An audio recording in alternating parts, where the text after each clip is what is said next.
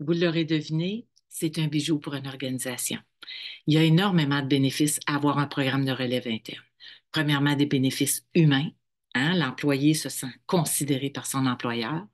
Puis l'employeur, lui, il a le privilège de compter dans son entreprise des employés qui sont dévoués, engagés, puis qui souhaitent accéder à des responsabilités additionnelles.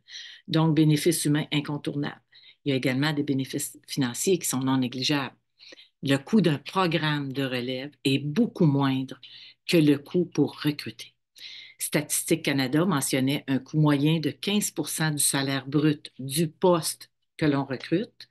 Puis ça, c'est une moyenne parce qu'il y a certains postes que ça va jusqu'à 25 et 30 du salaire brut du poste recruté.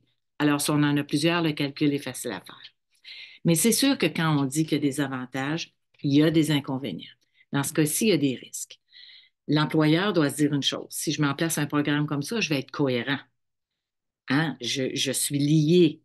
Je vais considérer mes employés dans tout le processus de recrutement. Ça, c'est le risque associé à l'employeur.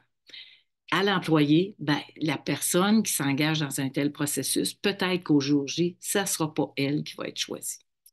Ça peut arriver. Comment on fait pour réduire ces risques-là? Ben, principalement, premièrement, parce que tout est toujours dans la façon de faire. Donc, premièrement, une transparence dans les communications du programme, incontournable.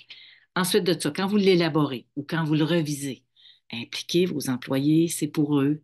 Ils vont avoir des idées que vous n'avez même pas. Donc, impliquez vos employés. Quand vous gérez le programme, intégrité, équité. Incontournable, il en va de la crédibilité.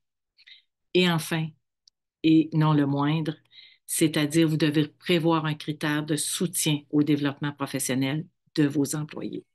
C'est fondamental.